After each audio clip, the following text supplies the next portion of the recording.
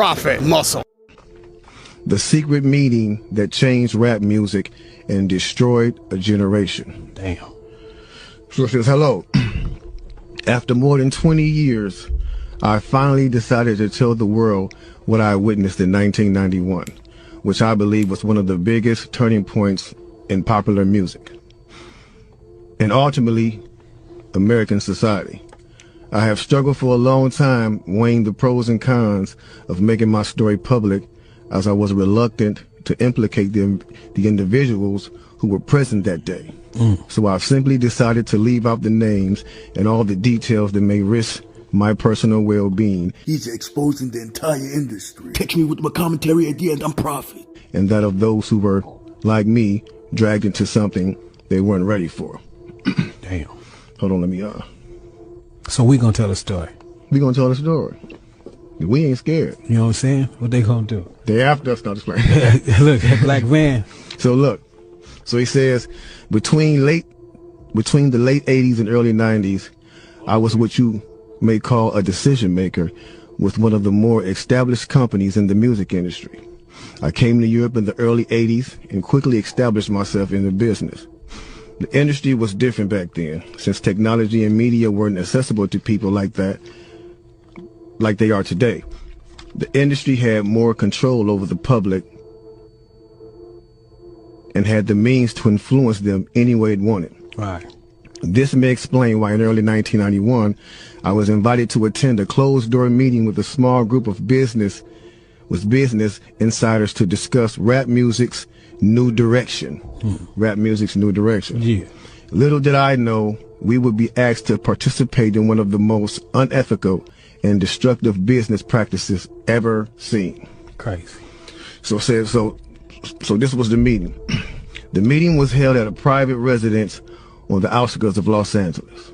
I remember about 25 to 30 people were being there. Right. Most of them familiar faces.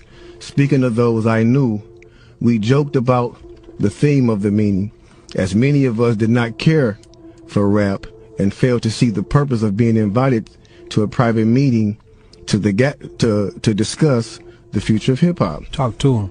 Among the attendees was a small group of unfamiliar faces who stayed to themselves and made no attempt to socialize beyond their circle. Kanye saying the same thing. Based on their behavior and formal appearances, they didn't seem to be from our industry. Our casual chatter was interrupted when we were asked to sign a confidentiality agreement preventing us from publicly discussing the information presented during the meeting. Needless to say, this intrigued, in some cases, disturbed many of us. The agreement was only a page long, but very clear on matters and consequences, which stated that violating the terms would result in job termination immediately. We asked several people what this meeting was about and the reason for such secrecy, but could not find anyone who had the answers for us. A few people refused to sign and walked out. Nobody stopped them. I was tempted to follow, but curiosity got the best of me. That's right. A man who was part of the unfamiliar group collected all the agreements from us.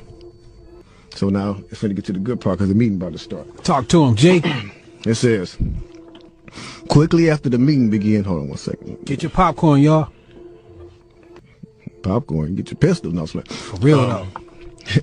Quickly after this meeting began, one of the industry colleagues, who shall remain nameless like everybody else, thanked us for attending. He then gave the floor to a man who only introduced himself by first name and gave no other details about his personal background. I think he was the owner of the residence, but that was never confirmed.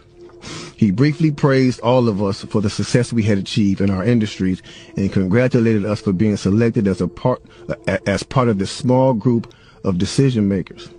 At this point, I began to feel slightly uncomfortable in the strangeness of this gathering. The subject quickly changed as the speaker went on to tell us that the respective companies we represented had invested in a very profitable industry, which could become even more rewarding with our active involvement. Damn. He explained that the companies we worked for had invested millions into the building of privately owned prisons, and that our positions of influence in the music industry would actually impact the profitability of these investments. Then he says, I remember many of us in the group immediately looking at each other in awe and confusion. At the same time, I didn't know what a private prison was, but I wasn't the only one. Sure enough, someone asked what these prisons were and what any of this had to do with music. We were told that these prisons were built by privately owned companies who receive funding from the government based on the number of inmates. The more inmates, the more the government would pay these prisons.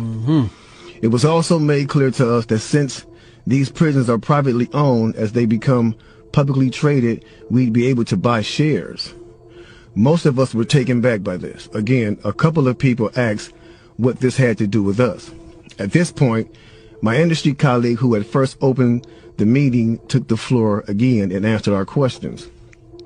He told us that since our employees had become silent investors in this prison business, it was now in their interest to make sure that these prisons remain filled. Our job would be to help make this happen by making music which promote criminal behavior, rap being the music of choice. He assured us that this would be a great situation for us because rap music was becoming an increasingly profitable market for our companies, and as employees, we'd also be able to buy stocks in these prisons. Immediately, silence came over the room. You could have heard a pin drop. I remember looking around to make sure I wasn't dreaming and saw half of the people with dropped jaws. My daze was interrupted when someone shouted, "Is this a fucking joke?" At this point, things became chaotic. Right. Two of the men who were part of the unfamiliar group grabbed the man who shouted and attempted to remove him from the house. A few of us, myself included, tried to intervene. One of them pulled out a gun, and we all backed off. They separated us from the crowd, and all four of us was escorted outside. My industry colleague who opened up the meeting earlier hurried out to meet us and reminded us that we had signed an agreement and would suffer the consequences of speaking out about this publicly, or even those who attended the meeting. Damn. I asked him, why was he involved with something so corrupt? And he replied, it's bigger than the music business and nothing we can do. No, it's bigger than the music business and nothing we'd want to challenge without risking consequences. We all protested as we walked back into the house. I remember word for word the last thing he said. It's out of my hands now. Just remember you signed an agreement. He then closed the door behind him. The men rushed us to our car and actually waited until we drove off the property. Damn. So this meeting, bro. Now that's a lot for a meeting right there. Oh yeah, definitely. You know, and this person later on, he said, you know, this person actually ended up leaving the music industry after this happened. A few years after this, he ended up leaving the music industry. Okay. And he'd say he just, like, you know, over the years he just felt guilty because he said as he sat back and he watched these plans come to a reality Over 2 decades. he sat back and was like, wow, they really pulled it off. Yeah. They really pulled this off. He was like, they were told not to sign any more political rappers, any more rappers that had messages in their music. No positivity. It was all to be gangster rap music that they promoted and put out. So if you wonder where Brand Nubians went, where Poor Righteous Teachers went, where Public Enemy went, where KRS-One went, and all sorts of groups like that was talking, even Queen Latifah and Moni Love and those, you know what I'm saying? It's a back door. Yeah, anything that was harmless, fun rap, you know, anything that had a message in it had to go. Yeah, that's why if you even notice though, now we talk about that all the time. Even be brief with it, you know what I'm saying? Those charms that came out like maybe in 1988, 89, the African charms, those they lasted for about 2 years and they disappeared real quick. You know what I'm saying? Yeah, definitely. Now, after reading all this, you know, it actually made me feel a few different ways. The first emotion I felt was shocked, because I was definitely taken back by this, just knowing the level of evil that's involved by even thinking of a plan like this. You know what I'm saying? The second emotion I felt was anger, Anger because it's not enough for them to exploit our culture and make all the money off of it. Mm-hmm. Because let's keep it real, the industry has never been favorable towards the artists. Never. But they're going to go beyond the artists to get the artists to influence and lure in the consumer, which they knew at the time were mainly minorities. Yep. In other words, keep promoting gangster rap so that the youngsters will be influenced by them, which in turn will incite them to want to act like them, and it's a very good chance they'll end up in their prison. Yeah. So they're getting paid twice. They're getting paid from the artists they signing, and then they're getting paid from the people that these artists influence that goes to prison trying to be like these artists. Yeah. So they making a killing. A killing. They're using the music business to promote their private prison business. My man is right there talking that right. 1988, a man named Tom Beasley, man. That's the co-founder of the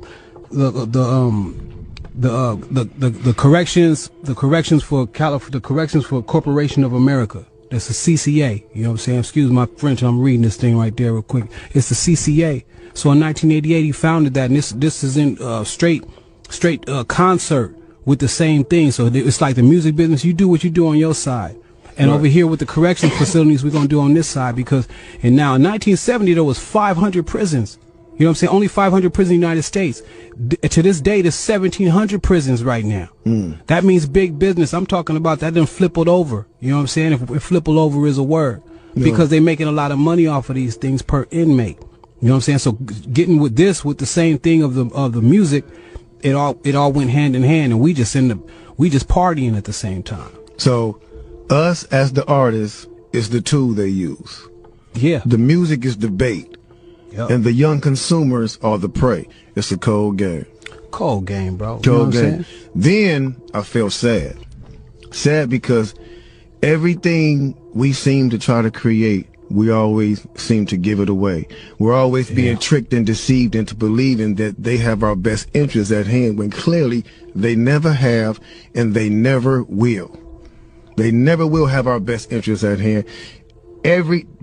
It's blow after blow after blow after blow. If you like Kanye or not, you have to respect him for disclosing the truth of what's going on behind the scene, because most artists at his level would never do that. He's risking his life and career to disperse the message.